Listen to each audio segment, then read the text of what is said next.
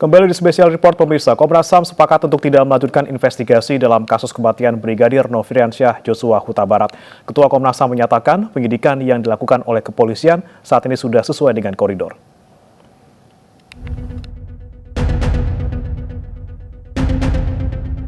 Setelah bergulir hampir 2 bulan, Komnas HAM secara resmi menyatakan menghentikan investigasi kasus Brigadir Joshua Huta Barat.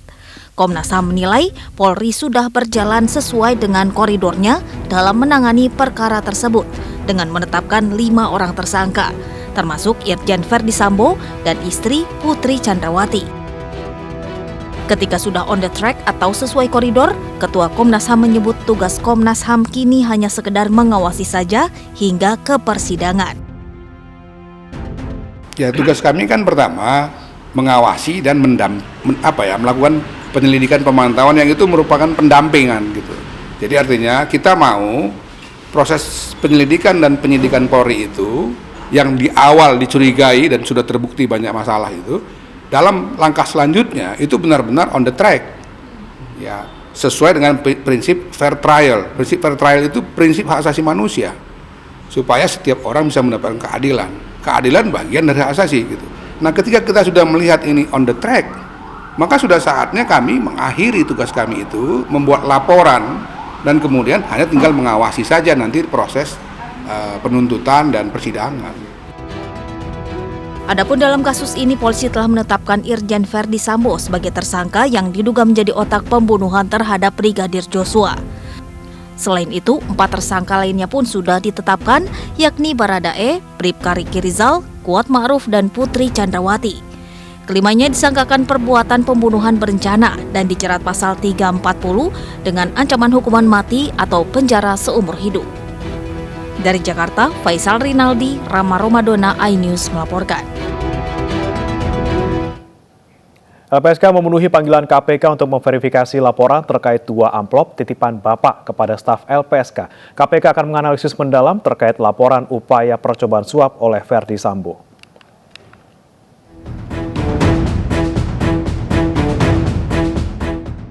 Lembaga Perlindungan Saksi dan Korban LPSK memenuhi panggilan KPK terkait 2 amplop titipan Bapak pemberian staf mantan Kadif Propam Irjen Verdi Sambo.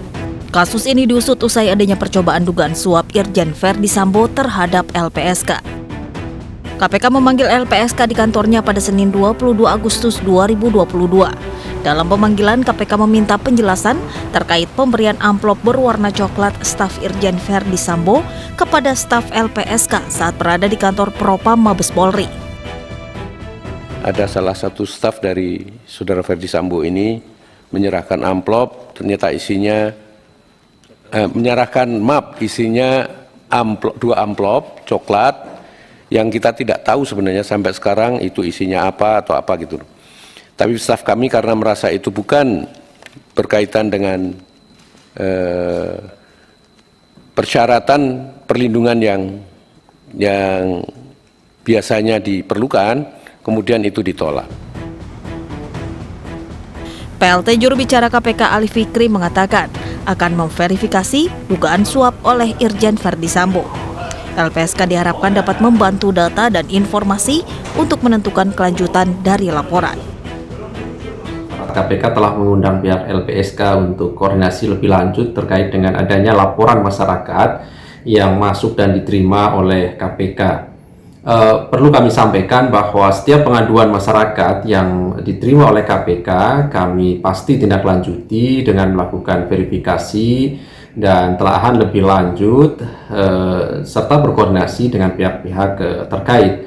Untuk itu kami juga berharap pihak-pihak dimaksud dapat membantu dalam upaya KPK melakukan pengayaan terhadap informasi dan data terkait materi pengaduan yang disampaikan kepada kami.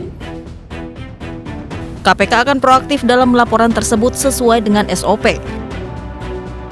KPK akan menganalisis mendalam terkait laporan upaya percobaan suap Irjen Verdi Sambo hingga diputuskan laporan itu masuk wewenang KPK atau tidak. Tim Liputan iNews melaporkan.